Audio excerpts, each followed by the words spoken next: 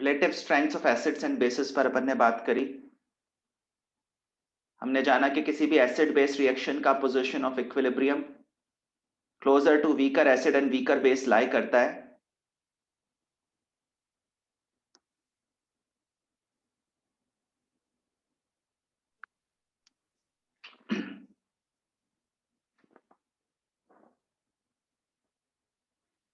Just a second.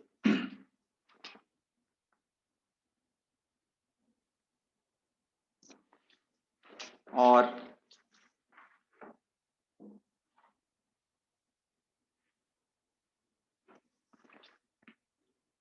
Strong acid क्या होता है, वीक एसिड क्या होता है, स्ट्रॉन्ग बेस किसको कहते हैं, वीक बेस किसको कहते हैं, इस तरह की बातें हमने जानी। रेसिप्रोकल रिलेशनशिप अपनी जगह है और strong acid strong base, weak base acid weak base identify करना अपनी जगह है। तो इस तरह की बातें आपको समझ में आनी चाहिए।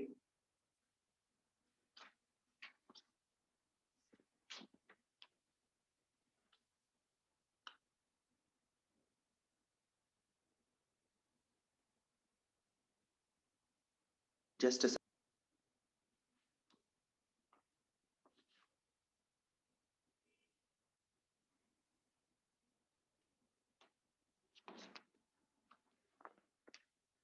सिंपल क्वेश्चन है।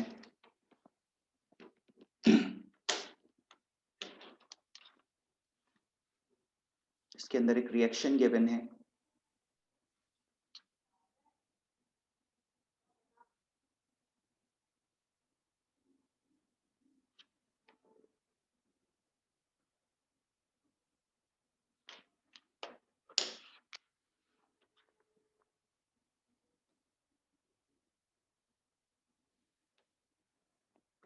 Sample of N2O4 gas with a pressure of 1 bar is placed in a flask.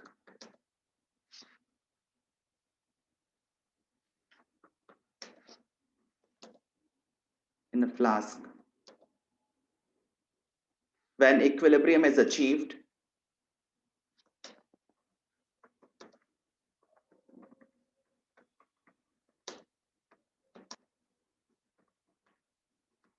when equilibrium is achieved, 20% of the N2O4 has been converted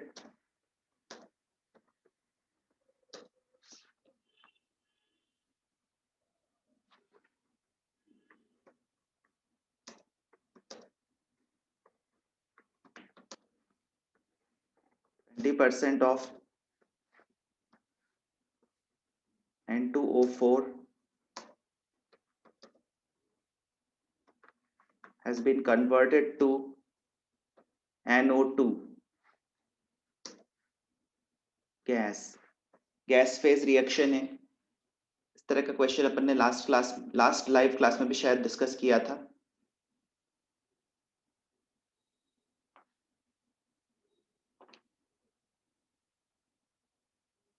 तो जो यहाँ पर रिएक्शन हो रही है उसके कोरिस्पॉन्डिंग आपको केपी फाइंड करना है। रिएक्शन है N2O4 का डिसोसिएशन।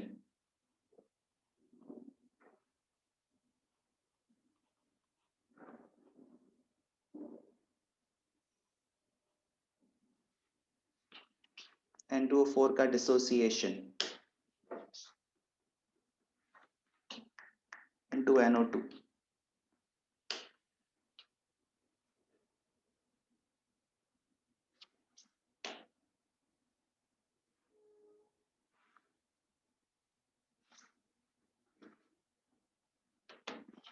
चलिए ये वाला क्वेश्चन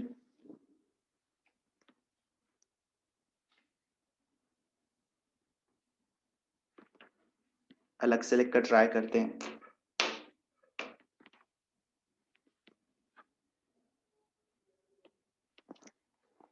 तो यहाँ पर अपन को रिएक्शन दे रखी है N2O4 के डिसोसिएशन की रिएक्शन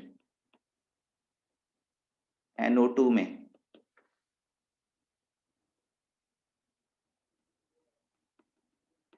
और बिगिनिंग में प्रेशर N2O4 का 1 बार है। 20% N2O4 डिसोसिएट हुआ तो आपको डिसोसिएशन रिएक्शन का Kp बताना है।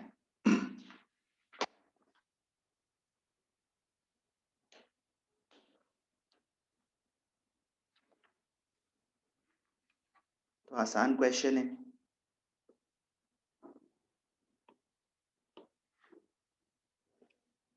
ट्वेंटी % डिसोसिएशन का मतलब इसमें से 0.2 बार प्रेशर कम हो जाएगा और NO2 का प्रेशर 0.4 बार इंक्रीज हो जाएगा। तो पार्शियल प्रेशर्स हो जाएंगे 0.8 बार एंड 0.4 बार रिस्पेक्टिवली। यहां से फिर अपन Kp फाइंड कर सकते हैं। पार्शियल प्रेशर ऑफ NO2 का square upon partial pressure of N2O4 और वो वैल्यू आएगी 0.2। इसके बाद क्वेश्चन बोल रहा है कि अगर N2O4 का इनिशियल प्रेशर 0.1 बार होता तो परसेंटेज डिसोसिएशन कितना होता? If the initial pressure of N2O4 was taken to be 0.1 bar, what would be the percentage dissociation at equilibrium? Equilibrium achieve करने पर percentage dissociation क्या होगा?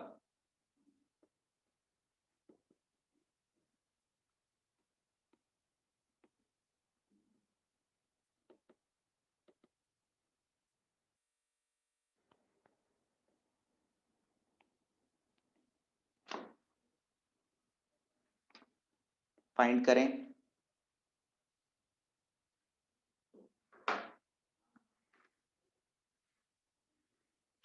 ये है question.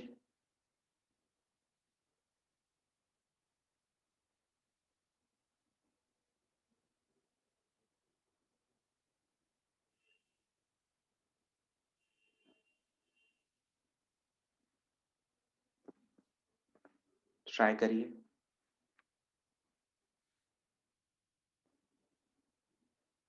Five %।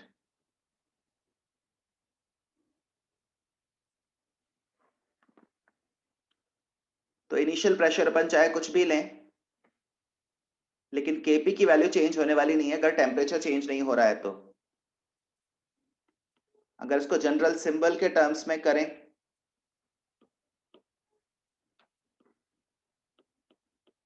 N2O4 gives and is given by 2NO2। General symbols के terms में करें, अगर इनिशियल प्रेशर P0 है और NO2 का प्रेशर 0 है और डिग्री ऑफ डिसोसिएशन अल्फा है तो फाइनली N2O4 का प्रेशर हो जाएगा 1 माइनस अल्फा P0 और NO2 का प्रेशर हो जाएगा 2 अल्फा P0। इन दोनों को यूज करते हुए अगर मैं Kp का एक्सप्रेशन क्रिएट करूंगा तो वो आएगा 2 अल्फा P0 का whole square upon 1 minus alpha P0। आप पाएंगे कि एक क्वाड्रेटिक इक्वेशन बन रही है अल्फा के टर्म्स में। Kp की वैल्यू 0.2 है, 4 alpha square P0 upon 1 minus alpha, ये राइट हैंड साइड में आ रहा है और इस पर्टिकुलर क्वेश्चन में अपन को P0 की वैल्यू 0.1 दे रखी है। तो यहां से आगे बढ़े तो 2 alpha square plus alpha minus 1 is equal to 0, इस फॉर्म में क्वाड्रेटिक आएगी अगर इस इक्वेशन को आगे सॉल्व करें तो, और फिर इसको फैक्टराइज करके सॉल्व कर सकते हैं। 2 alpha minus 1,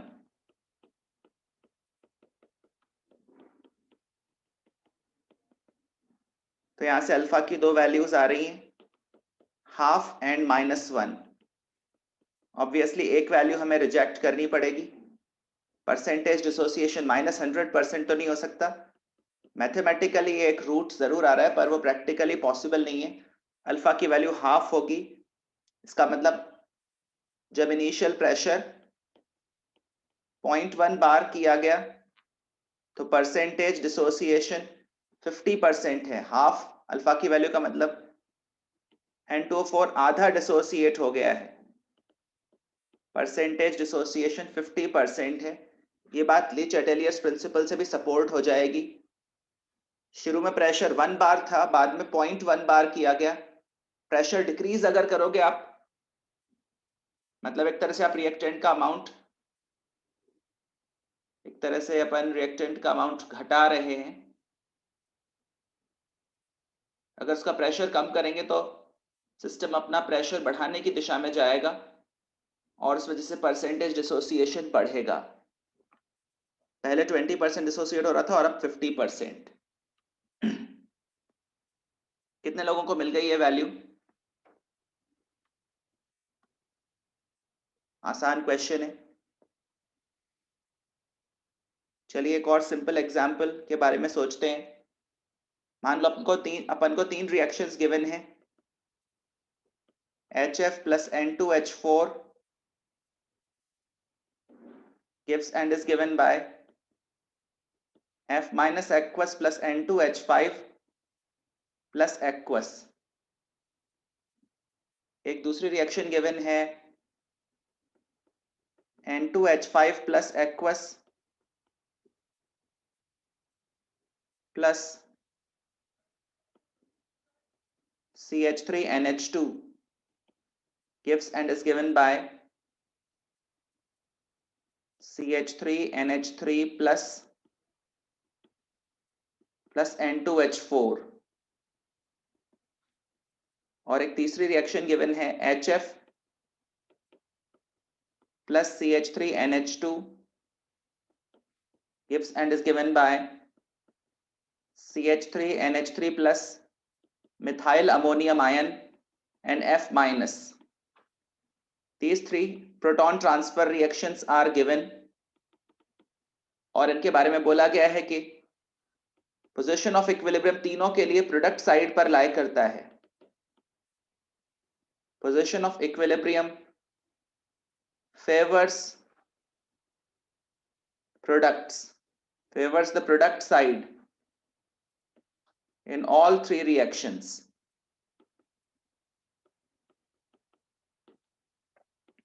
Arrange the acids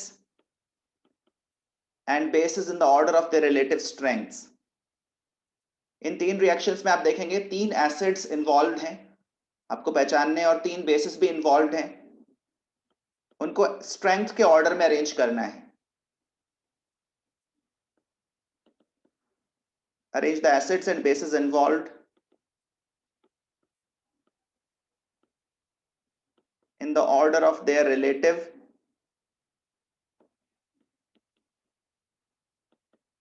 strengths।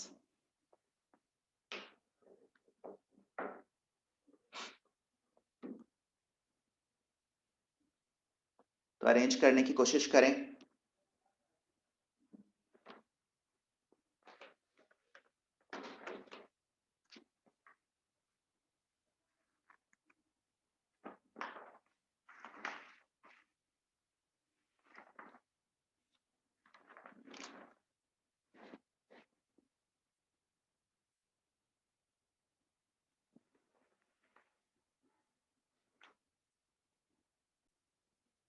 Equilibrium की पोजीशन हमेशा वीकर एसिड वीकर बेस वाली साइड को फेवर करती है, और यहां पर तीनों ही केसेस में इक्विलिब्रियम प्रोडक्ट साइड को फेवर कर रहा है। ठीक है, इसका मतलब प्रोडक्ट साइड में ही वीकर एसिड और वीकर बेस लाई कर रहे हैं। इसका मतलब N2H5 is a weaker acid. किससे वीकर एसिड? HF से। HF इससे स्ट्रॉन्गर एसिड होगा। ऐसे ही वीकर बेस F माइनस है, N2H4 से वीकर बेस, क्योंकि स्ट्रॉन्गर बेस होगा। ऐसे ही सेकेंड वाला रिएक्शन में weaker acid weaker base right hand side में है।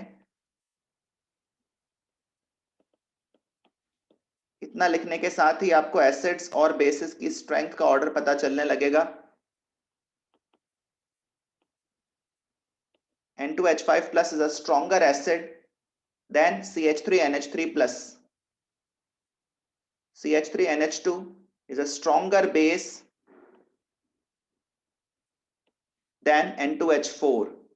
Similarly, HF is a stronger acid. ध्यान रहे स्ट्रॉन्ग एसिड वर्ड यूज नहीं कर रहे हैं, स्ट्रॉन्गर वर्ड यूज कर रहे हैं. Stronger than CH3NH3 plus. Methylamine is a stronger base than F minus,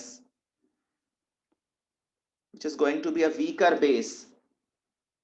तो HF आप देखिए दोनों ही रिएक्शंस में स्ट्रॉन्गर एसिड मार्क हुआ है, जिन भी दो रिएक्शंस में वो आया है. इसका मतलब N2H4 HF N2H5 प्लस से भी स्ट्रॉन्गर एसिड है, CH3NH3 प्लस से भी स्ट्रॉन्गर एसिड है. तो HF तो स्ट्रॉन्गेस्ट हो गया.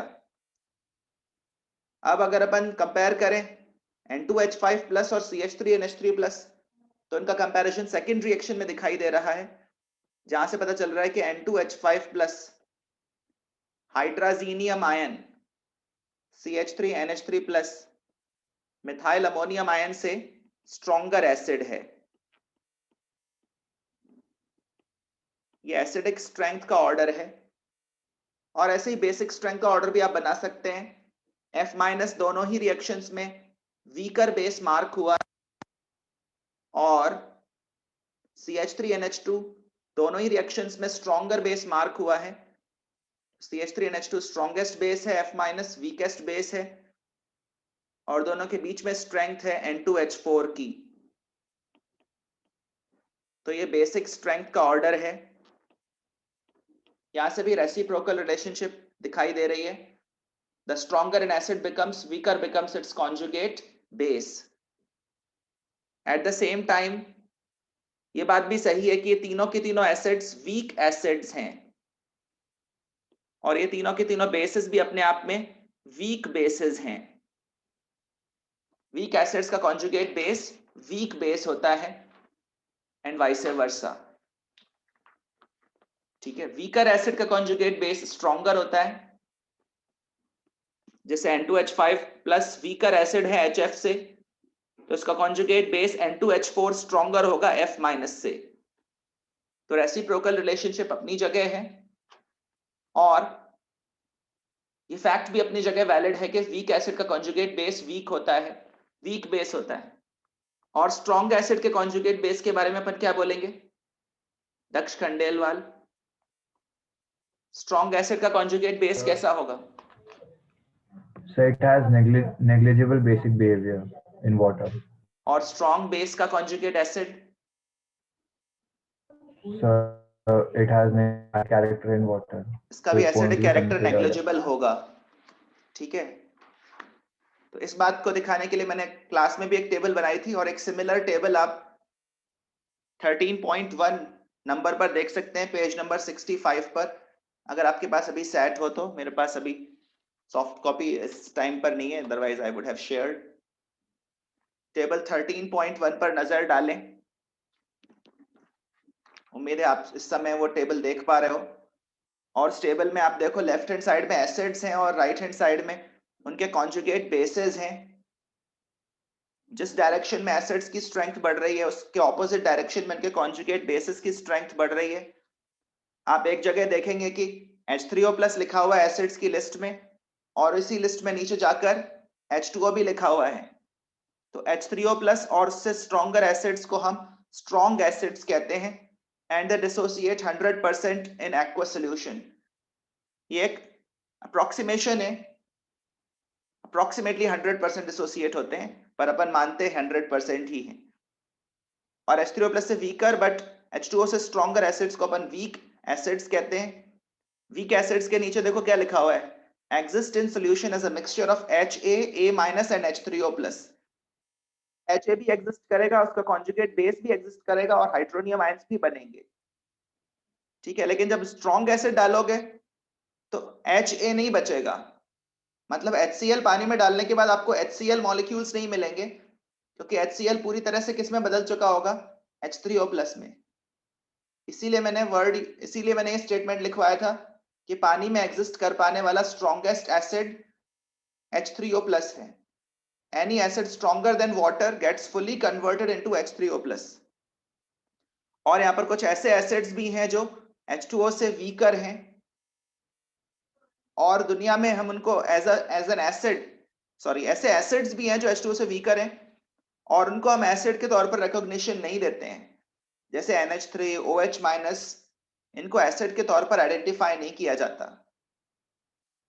ऐसे ही जो स्ट्रॉन्ग एसिड्स के कॉन्जुगेट बेसेस होते हैं उनका बेसिक कैरेक्टर इतना कम होता है कि हम उनको बेस के तौर पर आइडेंटिफाई नहीं करते, उनको इनर्ट आयन मानते हैं। तो पानी में Cl-, Br-, NO3-, ये सब इनर्ट आयंस हैं, आप टेबल के राइट वाले पार्ट में देख सकते हो, ठीक है ना। और OH- से स्ट्रॉन्गर बेसिस स्ट्रॉन्ग बेसिस हैं। उसी वाली लिस्ट में आप किन्हीं दो वीक एसिड्स को कंपेयर कर सकते हो, जैसे मैंने भी क्लास में किया था। जैसे अपन अगर कंपेयर करें तो एसिटिक एसिड स्ट्रॉन्गर एसिड है NH4+ से, एसिटिक एसिड स्ट्रॉन्गर एसिड है NH4+ से, क्या ये बात सही है? लेकिन दोनों ही एसिड्स वीक भी हैं। अगर एसिटिक एसिड स्ट्रॉन्गर एसिड है तो एसिडेट आयन वीकर बेस होगा, अगर NH4+ वीकर एसिड है तो NH3 स्ट्रॉन्गर बेस होगा। तो NH3 की स्ट्रेंथ CH3CO- से ज्यादा है, but at the same time दोनों के दोनों वीक बेसिस भी हैं। ये बात भी आपको समझ में आनी चाहिए। इसी के कॉन्टेक्स्ट में मैंने एक लेवलिंग इफेक्ट नाम की बात भी डिस्क्राइब करी थी। क्या आप बता सकते हैं लेवलिंग इफेक्ट क्या है? कार्तिक बताओ। सर वाटर से स्ट्रॉन्ग कोई, सॉरी, वाटर में H3O+ से स्ट्रॉन्ग कोई एसिड और OH- से स्ट्रॉन्ग कोई बेस अपनी नेसेंट फॉर्म में एग्जिस्ट कर, हाँ, मतलब वाटर से वो उसी H3O+ में से कन्वर्ट हो स्ट्रॉन्गर जाए। सारे के सारे एसिड्स H3O+ में ही कन्वर्ट हो जाते हैं।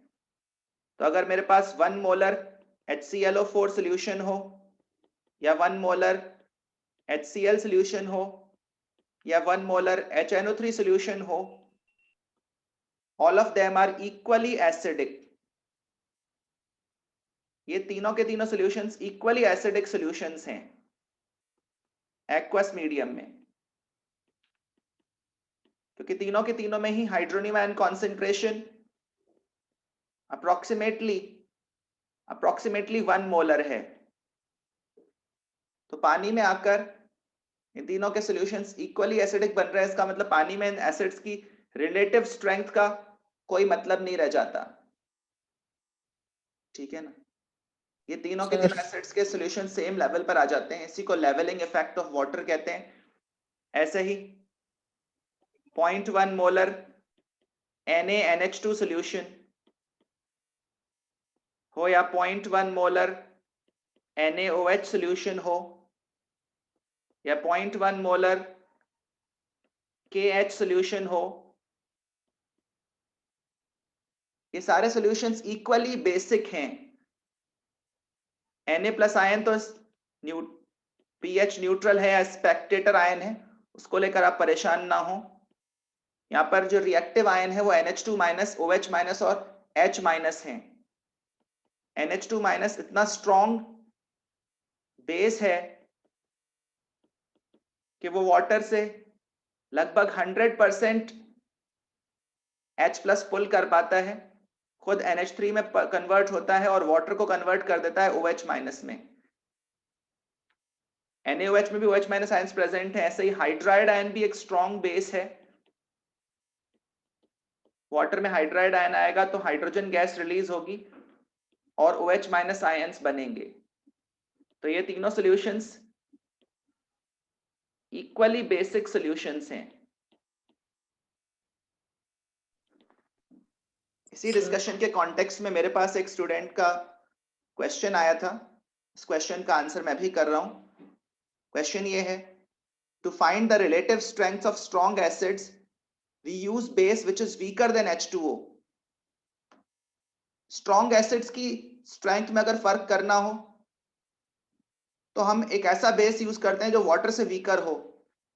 Why we only use the base which is weaker than water? Water से वीकर बेस ही क्यों यूज करते हैं?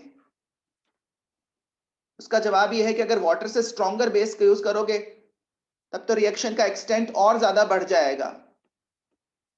रिएक्शन का एक्सटेंट एसिड के साथ साथ बेस की स्ट्रेंथ पर भी डिपेंड करता है। अगर अपन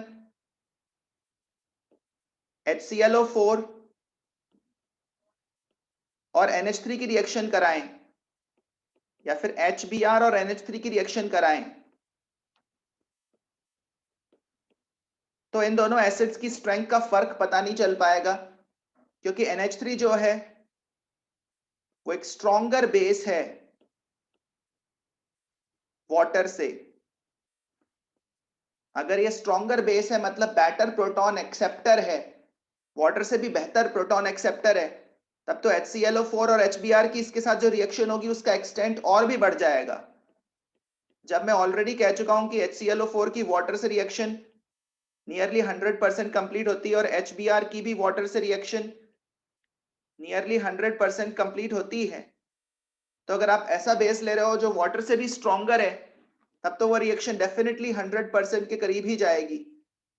इसका इक्विलिब्रियम कांस्टेंट और भी ज्यादा होगा, क्योंकि एसिड और बेस जितना स्ट्रॉन्गर होते जाएंगे उनकी रिएक्शन का इक्विलिब्रियम कांस्टेंट उतना ही बढ़ता जाएगा।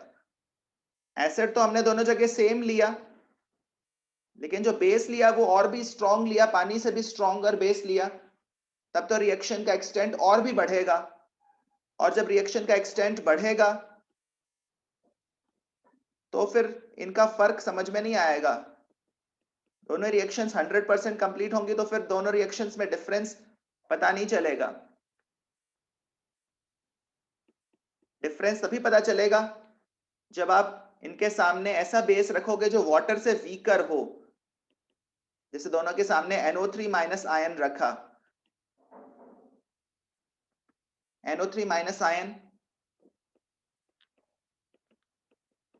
वाटर से वीकर बेस है, इसको वाटर में बेस ही कंसिडर नहीं करते। इस वीकर बेस को जो ज्यादा H+ दे पाएगा वो स्ट्रॉन्गर एसिड साबित होगा। तो हो सकता है इस वीकर बेस के साथ HBr की रिएक्शन का एक्सटेंट कम हो जाए, और जब एक्सटेंट ऑफ रिएक्शन कम हो जाएगा तो दोनों रिएक्शंस में फर्क नजर आने लगेगा। आ रही बात समझ में? अगर रिएक्शन 100% ही कंप्लीट होगी तो फिर अपन डिसाइड नहीं कर पाएंगे कि कौन सा एसिड स्ट्रॉन्गर है। कौशल ने क्वेश्चन पूछा है, does it matter on acidic और basic character of an ion that which other ion is bonded to it? For example, basic character of CaO and BaO. Matter तब करता है जब वो कंपाउंड वाटर में सॉल्यूबल ना हो, ठीक है ना।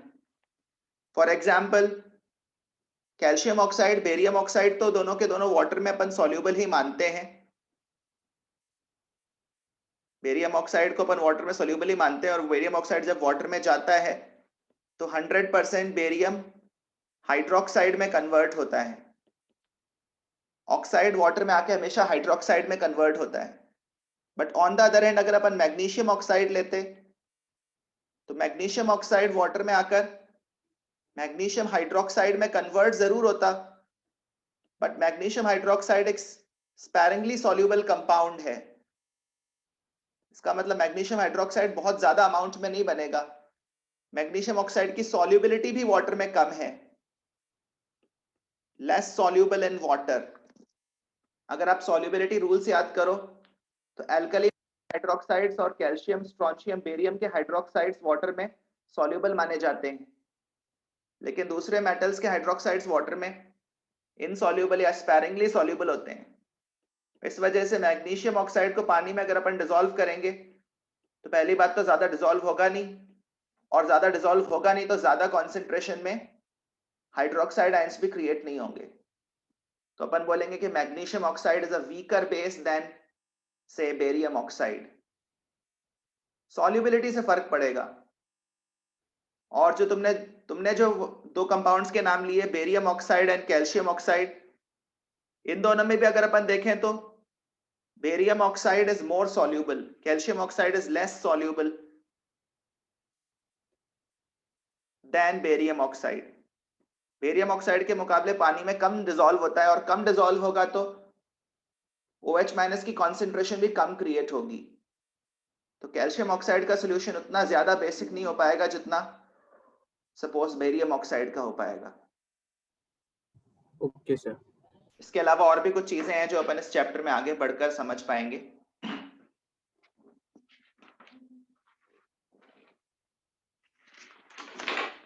चलिए एक सिंपल क्वेश्चन और कर लेते हैं।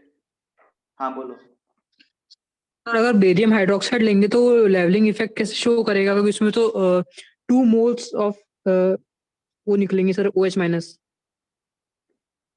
2 मोल्स निकलेंगे, सही बात है, लेकिन वो अल्टीमेटली OH माइनस में कन्वर्ट तो हो ही गया ना। अब बेस विच यहाँ से जो आयन पिक्चर में आ रहा था बेरियम ऑक्साइड के पानी में डिसॉल्व होने पर वो O2 माइनस आयन था। O2 minus ion is a stronger base than OH minus ion. तो ऐसा बेस पानी में आकर 100% OH माइनस में कन्वर्ट होगा। तो जब इसने प्रोटॉन गेन किया तो ये खुद भी OH माइनस में कन्वर्ट हुआ और वाटर को भी OH माइनस में कन्वर्ट किया। तो ये बात तो सही साबित हो ही गई कि पानी में जाकर ऑक्साइड आयन बचेगा नहीं, it will not be able to survive in water. ये 100% OH माइनस में कन्वर्ट हो जाएगा। Okay sir. मतलब वाटर में स्ट्रॉन्गर बेसिस एग्जिस्ट नहीं कर पाते, सर्वाइव नहीं कर पाते। चलिए एक और सिंपल क्वेश्चन कर लेते हैं।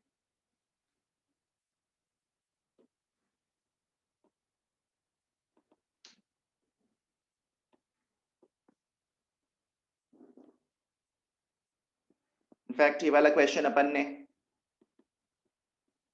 सेल्फ असेसमेंट में दिया है, आप में से कई लोगों ने तो कर ही लिया होगा।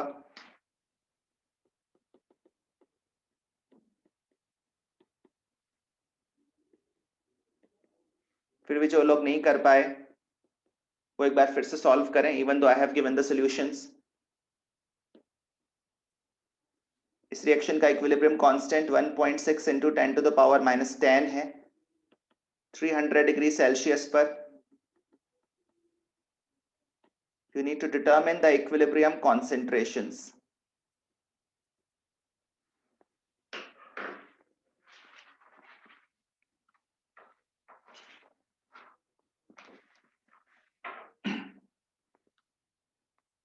ट्राई करें।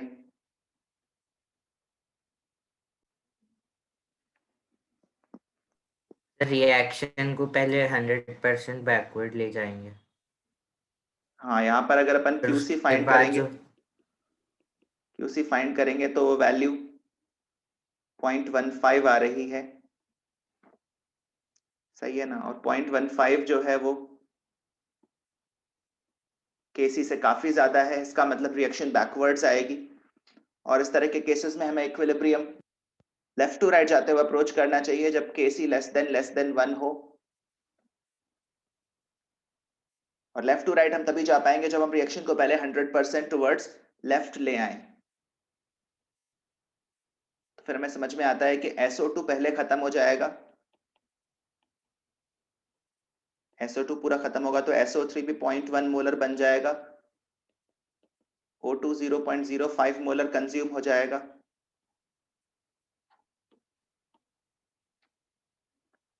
और एक न्यू इनिशियल स्टेट जनरेट होगी।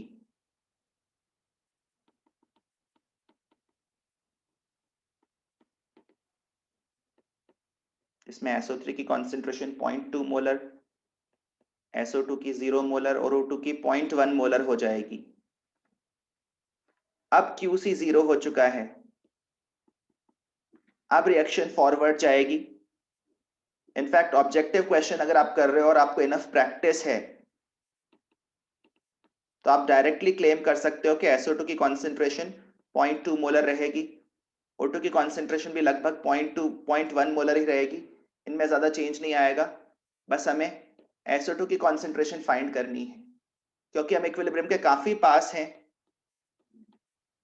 और ये सब चीजें प्रैक्टिस से ही आएंगी, अगर आपको प्रैक्टिस कम है तो फिर आप इस तरह के चांसेस मत लेना। अपॉन 0.2 का square is equal to Kc, which is 1.6 into 10 to the power minus 10. तो ऑब्जेक्टिव क्वेश्चंस में इस तरह का जजमेंट ले सकते हैं। हो सकता है आप में से कुछ लोगों ने लिया भी हो। 0.1 को इस तरफ ले जाएंगे तो 16 हो जाएगा, 16 into 10 to the power minus 10, फिर स्क्वायर रूट ले लें दोनों तरफ, SO2 upon 0.2, 4 into 10 to the power minus 5। यहाँ से SO2 की इक्विलिब्रियम कॉन्सेंट्रेशन आ जाएगी 8 into 10 to the power minus 6, और जितना SO2 बनेगा उतना ही एक्चुअली SO3 की कॉन्सेंट्रेशन में डिक्रीमेंट आएगा।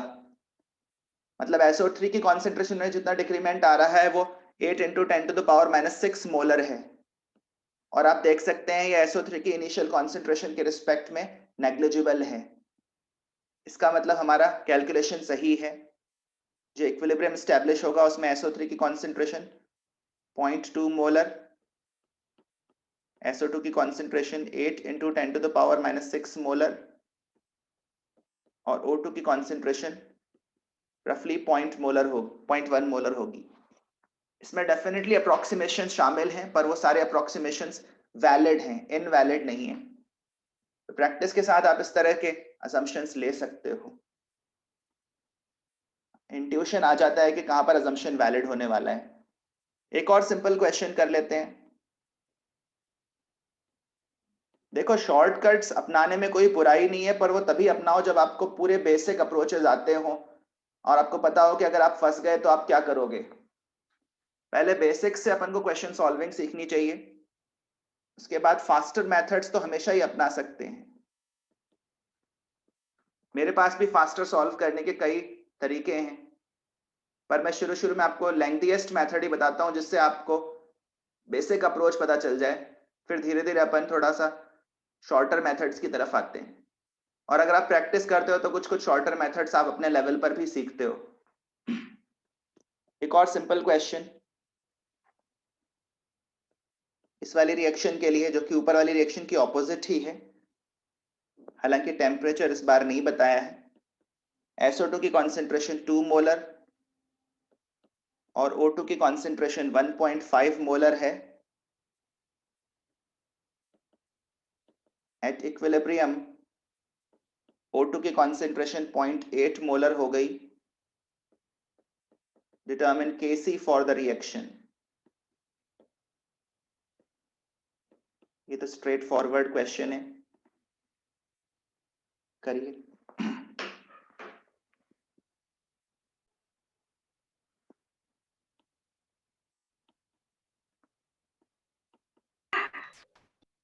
इसमें तो बस फाइनल कॉन्सेंट्रेशंस रिलेट करनी है। 2 मोलर 1.5 मोलर, SO3 शुरू में है नहीं। इक्विलिब्रियम पर O2 0.8 मोलर हो गया, तो O2 के चेंज से बाकी सब्सटेंसेस का चेंज रिलेट करना है। O2 में 0.7 मोलर का डिक्रीमेंट आया, तो SO2 में कितने का आएगा? 1.4 मोलर का, और SO3 में इतना ही इंक्रीमेंट। कोफिशिएंट्स देखते हुए स्टोइशियोमेट्री का यूज हर चैप्टर में ही आता है लगभग, तो आगे से आपको केवल स्टोइशियोमेट्री बेस्ड क्वेश्चंस नहीं मिलेंगे, क्योंकि स्टोइशियोमेट्री का एप्लीकेशन तो हर चैप्टर में ही है। तो इनडायरेक्टली मोल एंड स्टोइशियोमेट्री की कैलकुलेशंस तो हम हर चैप्टर में ही करते रहेंगे जनरल केमिस्ट्री में। बस यहाँ से Kc इवैल्यूएट हो जाएगा 1.4 का स्क्वायर अपॉन 0.6 का स्क्वायर इंटू 0.8। यहाँ पर थोड़ी कैलकुलेशन है, बहुत ज्यादा नहीं। 2 से कैंसिल करने पर ये 7/3 बन जा रहा है। 7/3 का स्क्वायर कर लें तो 49/9 इंटू 0.8, 49 अपॉन 7.2, रफली 7 आएगा। 7 से थोड़ा सा कम, अगर मैं तुक्का लगाऊं तो 6.9 आ सकता है। आपको क्या मिली है वैल्यू? सर 6.8। Yes sir. 6.8। चलिए ठीक है, हाँ तो इसके आसपास ही आएगा, क्योंकि अगर नीचे 7 होता तो ये एग्जैक्टली 7 आता। 6.8 6.9 के आसपास आएगा। चलिए ठीक है, इसके अलावा अभी आप थोड़ा सा लॉग और एंटी लॉग फाइंड करने की भी प्रैक्टिस अपने लेवल पर कर सकते हो। ठीक है ना, जैसे आप कुछ भी आर्बिट्रेरी नंबर्स लेकर अपने लेवल पर लॉग फाइंड करने की कोशिश कर सकते हो। सपोज लॉग फाइंड करना है 70 to 100 का, फाइंड करके बताएं।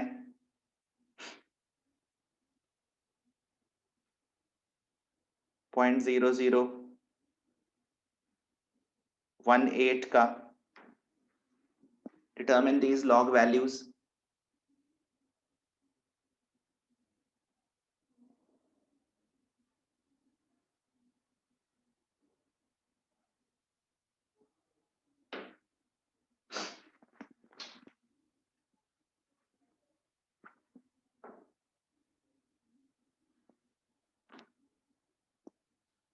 तो बस सिंपल मैनिपुलेशंस, नंबर्स को ब्रेक करना, ये सब आना चाहिए।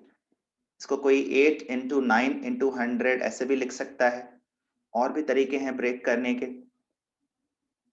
log 8 plus log 9 plus log 100, ये सब चीजें आगे की कैलकुलेशंस में काम आएंगी।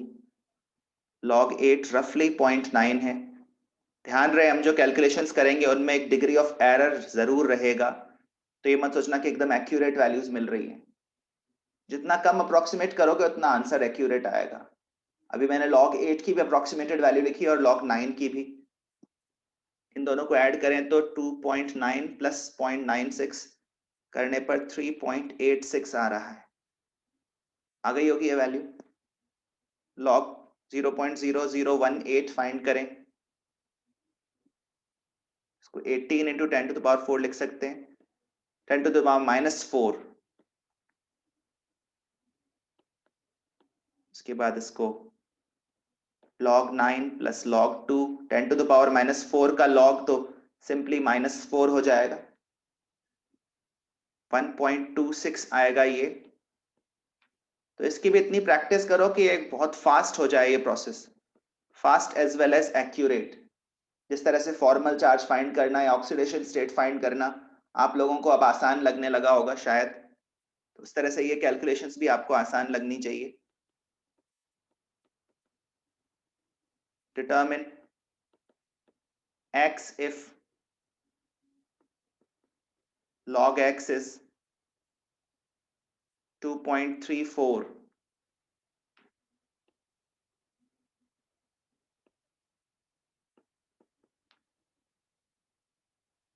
log x is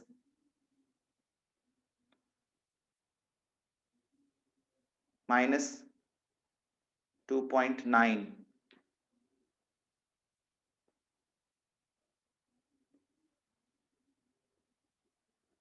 log x is 0.04।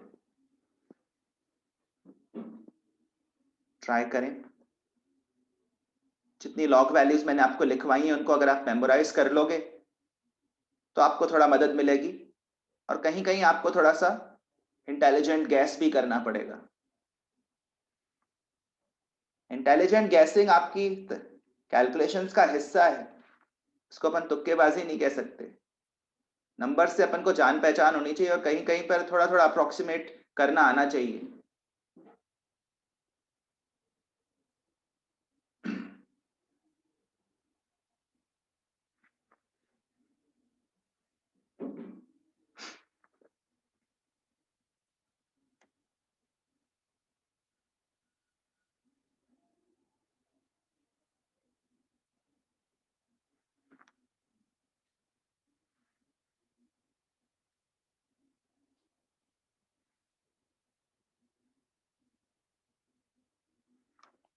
जैसे अगर किसी का दिमाग चल जाए तो इसको 1 plus 0.3 प्लस 1.04 ऐसे भी लिख सकते हैं, और नहीं चले तो किसी और दिशा से सोचिए। 1 है log 10, 0.3 है log 2 और 1.04 है log 11। बस इसको इस तरह से स्प्लिट करना है कि हम जान पाए कि ये किस किस के log वैल्यूज हैं, और उसके बाद कंबाइन कर लेना है तो ये log 220 आ जाएगा मल्टीप्लाई करने के बाद, और फिर log हटा के x की वैल्यू 220। किसी ने फाइंड कर पाया था? किसी और तरीके से जाओगे तो कुछ और अप्रोक्सीमेटेड वैल्यू मिल जाएगी। कोई इसको ऐसे भी सोच सकता है कि इसको अपन 3 माइनस 0.66 लिख दें और फिर 3 log 10 to the power 3 है और 0.66 जो है वो log 4 और log 5 के बीच में होगा, क्योंकि log 4 0.46 होता है और log 5 0.70 होता है रफली। तो 0.66 किसका log होगा? तो हमने अंदाजा लगाया शायद 4.6 का होगा और फिर इसको लिख दिया log 10 to the power 3 upon 4.6। इस तरह से भी कोई जा सकता है और ऐसा करने से भी वैल्यू लगभग 220 के आसपास आनी चाहिए। करके देखें।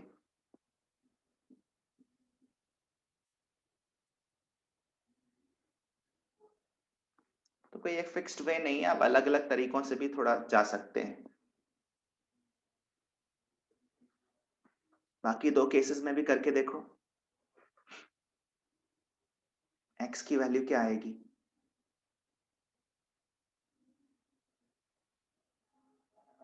काव्य, सेकंड केस में क्या आ रही है? सर मेरी आ रही है 1.25 into 10 to the power -3 minus की। ओके, तो इसको अपन ने कैसे ब्रेक किया? सर मैंने ब्रेक करा -2 और -0.9 में। सही है, तो इसमें और भी तरीकों से सोच सकते हैं। -2 इज 10 to the power -2 का log और -0.9 इज log 8। इस तरह से अगर जाएंगे तो ये finally 10 to the power -2 upon 8 आ रहा है, जिसको साइंटिफिक नोटेशन में लिखेंगे तो 1.25 into 10 to the power -3 हो जाएगा। यही x की वैल्यू है।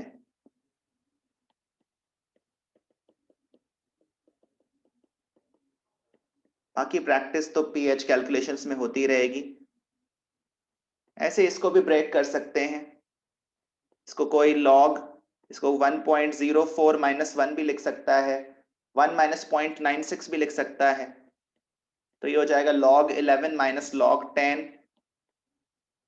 which is log 1.1।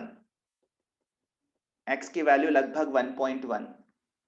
ध्यान रहे 1 से बड़े नंबर का log पॉजिटिव होता है और ये 1 से बड़ा नंबर है तभी log वैल्यू पॉजिटिव आई थी। ठीक है ना? आप चैप्टर में गिवन थ्योरी भी रीड करते रहिए।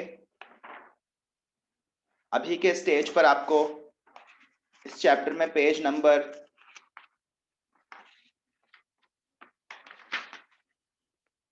70 तक रीड कर लेना चाहिए। 69 तक तो रीड कर ही सकते हैं एटलीस्ट। इसके अलावा एक एंड में सेक्शन ल्यूइस एसिड्स और बेसिस के बारे में भी है। ल्यूइस एसिड की चर्चा इस चैप्टर में लास्ट में इसलिए करी है क्योंकि इस चैप्टर में हम throughout Lowry Bronsted definition use करते हैं, लेकिन मैंने एसिड बेस का डिस्कशन एक साथ ही लिया था, इसलिए मैंने ल्यूइस डेफिनेशन भी डिस्कस कर ली है।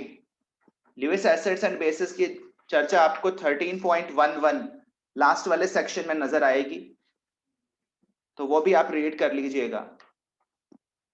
स्पेशली अगर आपके पास अभी सेट है तो आपको पेज नंबर 107 पर लिखा हुआ एक टेबल दिखाना चाहूंगा, टेबल 13.5, जिसमें लिखा हुआ है types of substances that are Lewis acids and bases. कौन से सब्सटेंसेस ल्यूइस एसिड्स या बेसिस हो सकते हैं? ल्यूइस एसिड कोई भी ऐसा सब्सटेंस है जो इलेक्ट्रॉन पेयर एक्सेप्ट कर सके कोऑर्डिनेट बॉन्ड फॉर्मेशन में। तो ऐसा सब्सटेंस या तो वेकेंट ऑर्बिटल, मतलब उसका वैलेंस शेल इनकम्प्लीट रहेगा, ऑक्टेट में कमी होगी, 8 से कम इलेक्ट्रॉन्स होंगे, या फिर उसके वैलेंस शेल में 8 इलेक्ट्रॉन्स तो होंगे लेकिन वो 8 से ज्यादा इलेक्ट्रॉन्स रख सकता होगा due to the presence of d orbitals. ठीक है ना? जैसे मैंने एक एग्जांपल में I2 की रिएक्शन कराई थी I- से, तो I2 में आयोडीन का ऑक्टेट तो कंप्लीट है, एज सच कोई इलेक्ट्रॉन्स की कमी नहीं है, लेकिन क्योंकि वो एडिशनल इलेक्ट्रॉन्स भी रख सकता है, ऑक्टेट एक्सपेंड कर सकता है, इसीलिए वो ल्यूइस एसिड की तरह एक्ट कर रहा है। ठीक है ना, तो ऑक्टेट कंप्लीट होने पर भी सब्सटेंस ल्यूइस एसिड हो सकता है। ऐसे ही SiF4 में सिलिकॉन की ऑक्टेट कंप्लीट है, लेकिन वो F- से रिएक्ट कर जाता है,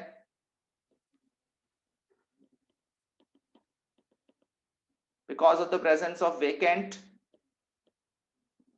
d ऑर्बिटल्स। जिनके पास d सब शेल होता है आउटर मोस्ट शेल में, वो भी ल्यूइस एसिड्स की तरह एक्ट कर सकते हैं। इसके अलावा वो भी ल्यूइस एसिड्स होते हैं जो पाई बॉन्ड शिफ्ट करके वेकेंट ऑर्बिटल क्रिएट कर लेते हैं, जैसे कार्बन डाइऑक्साइड। सुपरफिशियली कार्बन के पास इलेक्ट्रॉन की कोई कमी नहीं है, लेकिन पाई बॉन्ड की जगह जगह कार्बन हमेशा सिग्मा बॉन्ड बनाना चाहता है। इसी वजह से वो अपना पाई बॉन्ड ब्रेक करवाता है और फिर उसकी जगह वाटर मॉलिक्यूल के साथ सिग्मा बॉन्ड बनाता है, जिसके चलते अल्टीमेटली कार्बोनिक एसिड बन जाएगा। तो कार्बन डाइऑक्साइड वाटर में डिसॉल्व होकर कार्बोनिक एसिड में कन्वर्ट हो जाता है। सल्फर डाइऑक्साइड वाटर में डिसॉल्व होकर सल्फ्यूरस एसिड में कन्वर्ट हो जाता है। सल्फर ट्राइऑक्साइड वाटर में डिसॉल्व होकर सल्फ्यूरिक एसिड में कन्वर्ट हो जाता है। तो SO2 SO3 यहां पर ल्यूइस एसिड की डेफिनेशन में फिट हो रहे हैं, और इसी वजह से आपने शायद जूनियर क्लासेस में पढ़ा भी होगा कि नॉन मेटल के ऑक्साइड्स एसिडिक नेचर शो करते हैं। इसी तरह से ल्यूइस बेसिस कोई भी ऐसा सब्सटेंस है जिसके पास इलेक्ट्रॉन पेयर अवेलेबल हो रिलीज करने के लिए, डोनेट करने के लिए। ठीक है, हर Lewis base Bronsted Lowry base होता है क्या रिद्धिमा? Yes sir. और हर Lowry Bronsted base Lewis base होता है क्या? Yes sir. हर Lewis acid Lowry Bronsted acid है क्या? No sir. हर लॉरी ब्रॉन्स्टेड एसिड हर Lowry Bronsted acid Lewis acid है क्या? No sir. तो आपके दो जवाब सही थे, दो गलत थे। हर Lowry Bronsted acid Lewis acid भी है, लेकिन हर Lewis acid Lowry and Bronsted acid नहीं है। जैसे अभी अभी मैंने आपके स्क्रीन पर जो एग्जांपल्स लिखे हैं, इनमें से कोई सा भी एसिड प्रोटॉन डोनर नहीं है। तो ये सब के सब ल्यूइस एसिड्स तो हैं, लेकिन लॉरी एंड ब्रॉन्स्टेड एसिड्स नहीं हैं। ठीक है ना, तो ल्यूइस एसिड्स में एडिशनल सब्सटेंसेस भी इंक्लूडेड हैं। ये सेक्शन आप पढ़ें, क्लास में बताई गई बातें यहाँ पर भी आपको मिलेंगी। ठीक है, लेकिन क्योंकि सारे लॉरी ब्रॉन्स्टेड एसिड्स प्रोटॉन देते हैं, तो वो प्रोटॉन जो है H+ आयन, वो अपने आप में एक ल्यूइस एसिड होता है। HF से भी H+ निकलता है, H2SO4 से भी निकलता है, HClO4 से भी निकलता है, H3O+ से भी निकलता है। तो उस H+ आयन के कारण सारे के सारे लॉरी ब्रॉन्स्टेड एसिड्स को हम ल्यूइस एसिड्स भी कंसिडर करते हैं। जैसे HF में एज सच कोई वेकेंट ऑर्बिटल तो नहीं है, लेकिन जब HF OH- से रिएक्ट करता है तो H+ रिलीज करता है, और उसका H+ जाके इलेक्ट्रॉन पेयर एक्सेप्ट कर रहा है। तो अल्टीमेटली एक कोऑर्डिनेट बॉन्ड तो बन ही रहा है H और H+ और OH- के बीच में, और यहाँ पर ये जो H+ था, ये इलेक्ट्रॉन पेयर एक्सेप्टर साबित हुआ है। तो यहाँ पर भी एक कोऑर्डिनेट बॉन्ड बन रहा है, और एक इलेक्ट्रॉन पेयर एक्सेप्टर, एक इलेक्ट्रॉन पेयर डोनर जरूर है। तो H+ आयन के जरिए सारे के सारे लॉरी ब्रॉन्स्टेड एसिड्स को हम ल्यूइस एसिड्स भी मान सकते हैं। हालांकि क्वेश्चंस में जब ल्यूइस एसिड वर्ड आता है, तो आमतौर पर ल्यूइस एसिड उसको बोलते हैं जो सिर्फ ल्यूइस एसिड हो। ऐसे सब्सटेंसेस जो सिर्फ ल्यूइस की डेफिनेशन में ही शामिल होते हैं और किसी डेफिनेशन में शामिल नहीं होते, उनको हम ल्यूइस एसिड्स कहते हैं। लेकिन HF भी अपने आप में ल्यूइस एसिड है। ठीक है ना, पर क्योंकि ये लॉरी ब्रॉन्स्टेड एसिड भी है, इसलिए हम इसको या तो ब्रॉन्स्टेड एसिड या कभी कभी आर्सेनियस एसिड कहते हैं। ल्यूइस एसिड वर्ड यूजुअली उन्हीं के लिए यूज करते हैं जो सिर्फ ल्यूइस की डेफिनेशन में शामिल हो पाते हों, और किसी डेफिनेशन में कवर ना होते हों। पर साथ साथ आपको यह भी ध्यान रखना जरूरी है कि लिविस की एसिड की डेफिनेशन सबसे ज्यादा जनरल है, सबसे ज्यादा सब्सटेंसेस इंक्लूड करने वाली है। चलिए अब आप लोग अपने क्वेश्चंस पूछ लीजिए। अभी तक तो इस चैप्टर में अपने थ्योरी पर ही फोकस किया है, पर आगे इस चैप्टर में कैलकुलेटिव पार्ट भी अच्छा खासा है जो नेक्स्ट क्लास से स्टार्ट हो रहा है। Please ask your doubts. Excuse me sir. हाँ प्रथम। सर प्रांशु। प्रांशु बोलो। सर ST4 में हमको बताना था कि कौन कौन से सब्सटेंसेस एम्फोटेरिक हैं। ठीक है। तो सर मतलब जैसे H2S, H3PO4 और HNO2। इसमें थोड़ा तो सर थोड़ा मतलब प्रायर ऐसे नॉलेज रिक्वायर्ड है। आपको पता होना चाहिए कि कौन H+ डोनेट भी कर सकता है और एक्सेप्ट भी कर सकता है। जब तक अपनी जान पहचान कम है इनसे तब तक मुश्किल रहेगा। जैसे H3PO4 एक ट्राइप्रोटिक एसिड है। H3PO3 जिसको अपन फॉस्फोरस एसिड कहते हैं, फॉस्फोरस एसिड, वो डाइप्रोटिक है। और H3PO2 ये मोनोप्रोटिक है। ये बातें आप नोट कर लीजिएगा, एटलीस्ट ध्यान रखिएगा आगे के लिए। जितने हाइड्रोजन आपको फॉर्मूला में दिख रहे हैं वो सबके सब एसिडिक ही होंगे, जरूरी नहीं है। H3PO4, H3PO3 और H3PO2 तीनों में ही 3 हाइड्रोजन है, पर H3PO4 ट्राइप्रोटिक है, H3PO3 डाइप्रोटिक है और H3PO2 जिसको अपन हाइपोफॉस्फोरस एसिड कहते हैं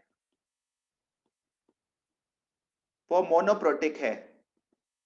और इसका कारण इनके स्ट्रक्चर से रिलेटेड है। इसको फॉस्फोरिक एसिड कहते हैं। इनके स्ट्रक्चर्स आगे चलकर आप पी ब्लॉक एलिमेंट्स नाम के चैप्टर में भी पढ़ोगे।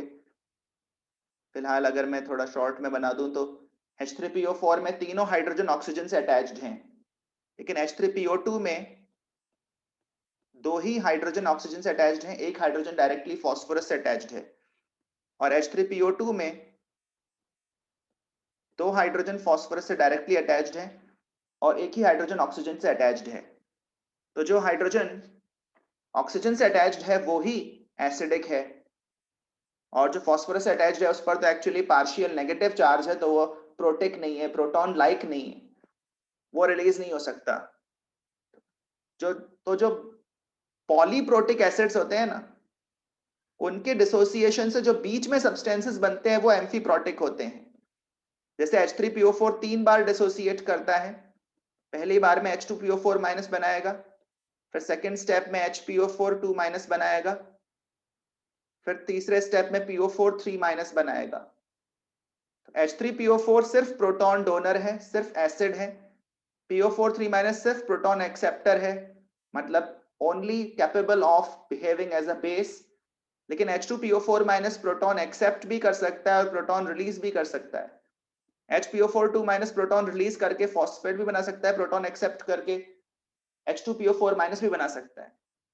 तो ऐसे सब्सटेंसेस जो किसी पॉलीप्रोटिक एसिड के डिसोसिएशन के दौरान बीच में बनते हैं, बीच में फॉर्म होते हैं, वो एम्फीप्रोटिक होते हैं। तो इस तरह के सब्सटेंसेस एम्फीप्रोटिक होते हैं। इसके अलावा और भी एम्फीप्रोटिक हैं। ऐसे ही H3PO3 2 बार डिसोसिएट होता है, पहली बार में H2PO2 माइनस और दूसरी बार में HPO3 2 माइनस। इसके बियॉन्ड डिसोसिएट नहीं होता। तो HPO3 2 माइनस को ये मत सोचना कि एम्फीप्रोटिक है। It is only a base, this is only an acid, and H2PO2 minus is amphiprotic. Proton accept भी कर सकता है, रिलीज भी। और जहां तक हाइपोफॉस्फोरस एसिड का सवाल है, वो सिर्फ एक बार ही डिसोसिएट होता है, मोनोप्रोटिक एसिड है। तो H2PO2 माइनस उसका कॉन्जुगेट बेस है और वो फर्दर प्रोटॉन रिलीज नहीं कर सकता। तो कुछ तो इस तरह की नॉलेज अपन को होनी चाहिए एम्फीप्रोटिक सब्सटेंसेस को पहचानने के लिए। इसके अलावा आप याद रखो, जैसे H2O एम्फीप्रोटिक होता है, H2S भी कुछ हद तक एम्फीप्रोटिक है, लेकिन H2S का प्रेडोमिनेंट नेचर एसिडिक है। H2O के जैसा ही H2S का स्ट्रक्चर भी है। तो अपन अगर इसके सामने बहुत ही स्ट्रॉन्ग एसिड लाएं तो ये उसके लिए बेस की तरह भी एक्ट कर सकता है, but it is predominantly considered to be an acid. Hydrosulfuric acid कहते हैं इसको, और ये 2 बार डिसोसिएट होता है। अब अगर आप सेल्फ टेस्ट 4 के केसेस देखेंगे तो आपको पहचान में आ जाएगा। जैसे फर्स्ट वाला केस है H2PO4-, हमने अभी अभी पहचाना वो एम्फीप्रोटिक है। HPO4 2- भी एम्फीप्रोटिक है। H2S को भी इन्होंने एम्फीप्रोटिक बोल रखा है, एम्फोटेरिक बोल रखा है एक्चुअली। तो जो एम्फीप्रोटिक है वो एम्फोटेरिक तो होगा ही होगा।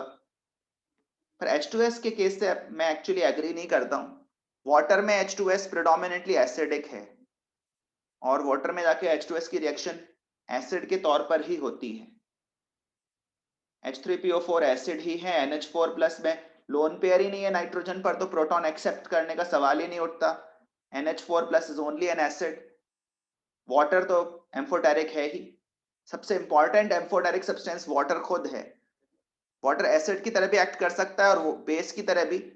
पर इंटरेस्टिंग बात है कि प्योर वाटर नाइदर एसिडिक है और नॉर बेसिक है। वाटर एसिडिक या बेसिक दोनों ही नहीं है ओवरऑल, लेकिन एसिड भी है और बेस भी। प्रोटॉन एक्सेप्टर भी है और डोनर भी है।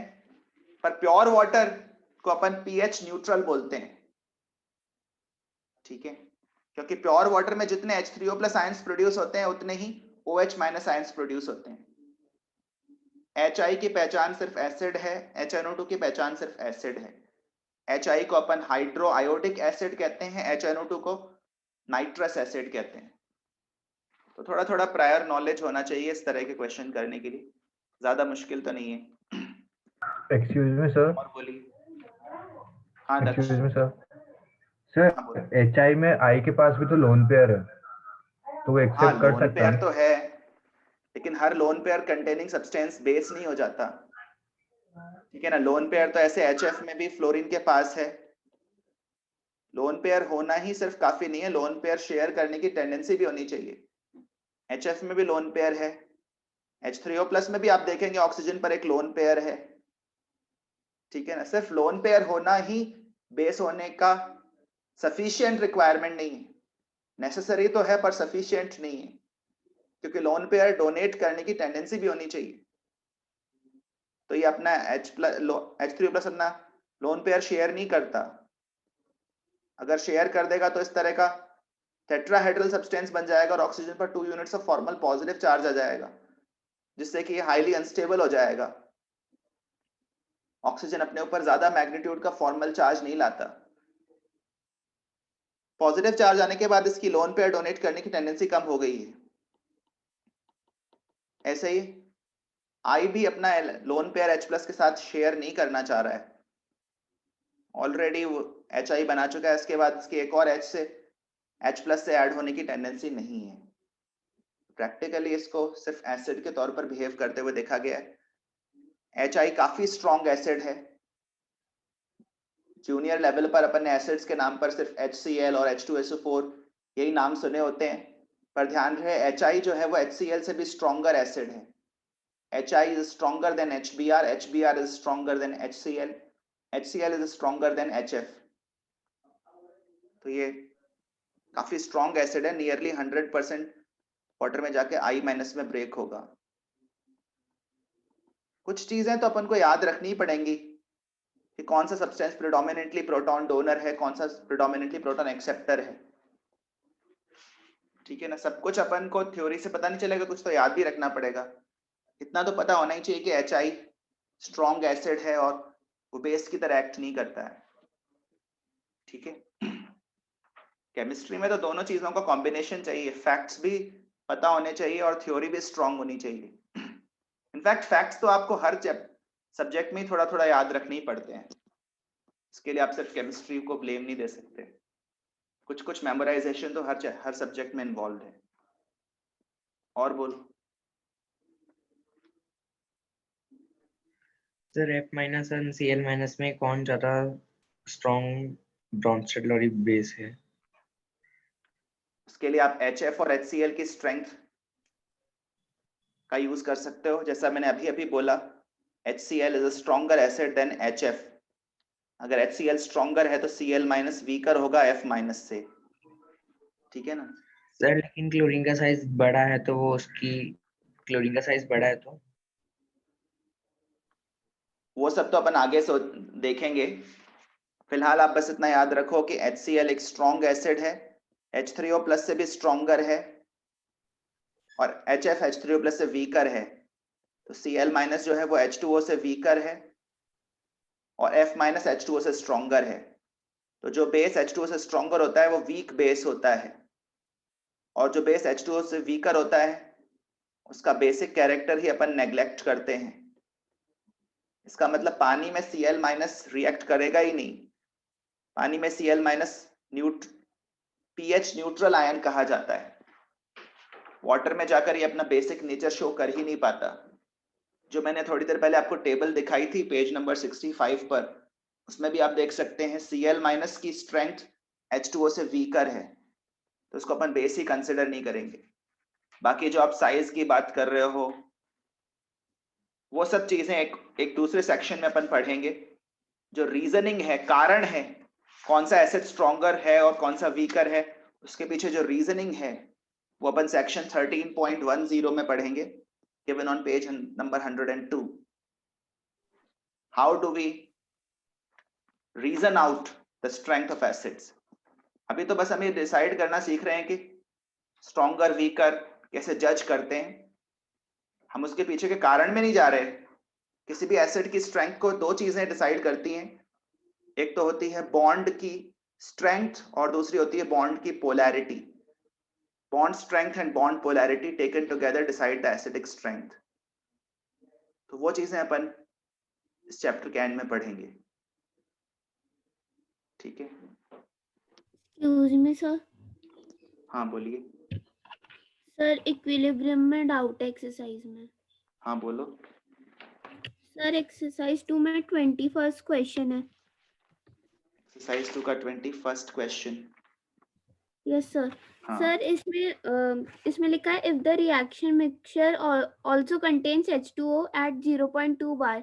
तो सर ये अपन सेकंड केस कंसीडर करेंगे हाँ ना? बिल्कुल सेकंड केस। इसमें दो केसेस हैं। हाँ बोलो।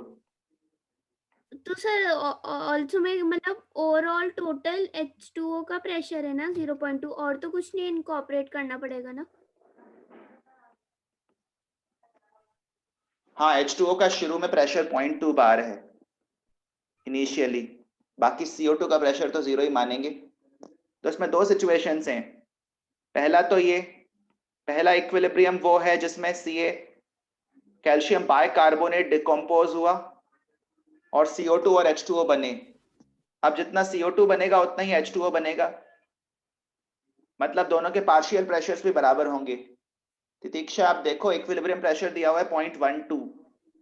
0.12 में आधा आधा कंट्रीब्यूशन दोनों का होगा, तो दोनों के पार्शियल प्रेशर्स 0.06 बार 0.06 बार हो जाएंगे रिस्पेक्टिवली। यहाँ से हम Kp फाइंड कर लेंगे 0.06 का square which is 36 into 10 to the power -4। Yes sir. हो जाएगा ना? यस सर, यहाँ तक कर अब दूसरी सिचुएशन ये है, दूसरी सिचुएशन में बोल रहा है कि शुरू से ही H2O भी मान लो प्रेजेंट है 0.2 बार, शुरू में CO2 प्रेजेंट नहीं है। कैल्शियम बाइकार्बोनेट और कैल्शियम कार्बोनेट प्रेजेंट हो सकते हैं पर उनसे हमें कोई मतलब नहीं है। CO2 प्रेजेंट नहीं है शुरू में, H2O प्रेजेंट है। अब फिर से ये रिएक्शन फॉरवर्ड जाएगी क्योंकि CO2 तो प्रेजेंट ही नहीं है, उसका प्रेशर जीरो है। तो जब ये फॉरवर्ड जाएगी तो H2O अगर X बनेगा तो CO2 भी X बनेगा। तो यहाँ से इक्वेशन बन जाएगी X times 0.2 plus X is 36 into 10 to the power -4। Kp आप ऑलरेडी कैलकुलेट कर चुके हो। इस स्टेज पर आप चाहो तो अजम्पशन भी लेकर देख सकते हो, क्योंकि Kp 1 से छोटा दिख रहा है तो हम अपना चांस ले सकते हैं। Let us try to assume X to be very very small as compare to 0.2। ऐसा करने पर 36.2 into 10 to the power -4 आ रहा है। 180 into 10 to the power -4 which is 0.018। 0.018 मेरे ख्याल से नेग्लिजिबल नहीं आ रहा है, अपॉन 0.2 इंटू 100 करें तो ये 9% आ रहा है। 9% आप देख सकते हैं 5% से ज्यादा है। तितिक्षा, आपको मेरी कैलकुलेशन समझ में आ रही है क्या? Yes sir. इसका मतलब हमारा अजम्पशन इनवैलिड है। कोई बात नहीं, अपन ने एक चांस लिया था, अजम्पशन लेने में कोई बुराई नहीं है, बस आपको चेक करते रहना होता है। इसका मतलब हम यहाँ पर अजम्पशन ले नहीं पाएंगे, अजम्पशन इनवैलिड आ रहा है। That means we will have to solve this quadratic equation. और क्वाड्रेटिक इक्वेशन कैसे सॉल्व करते हैं वो तो आपको पता ही है, -b plus minus √b² -4ac। फिर तो यहाँ से आगे कर लोगे, yes sir. 0.0144.2a positive root के लिए सॉल्व करो, आंसर आ जाएगा। ठीक है ना, जो x आएगा वही आपका आंसर है। और बोलो, वैसे अंदाजा तो लग रहा है, जैसे देखो अपना 9% का जो एरर है ना वो बहुत ज्यादा नहीं है। अगर अपन सारे ऑप्शंस देखें 0.018 के आसपास जो ऑप्शन है ना वही अपना आंसर होगा, और 0.018 के आसपास जो ऑप्शन है वो सेकंड वाला ऑप्शन है। तितिक्षा, आप देख रहे हो सर। वो वही क्लोजेस्ट है। इसका मतलब answer according to me second option होना चाहिए। ऑब्जेक्टिव क्वेश्चंस में आप इस तरह का कॉल ले सकते हो।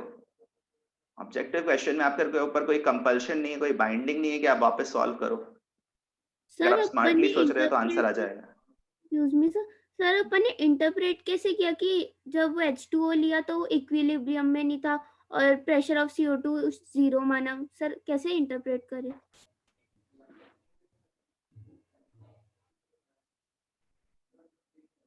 इक्विलिब्रियम तो नहीं लिखा हुआ है।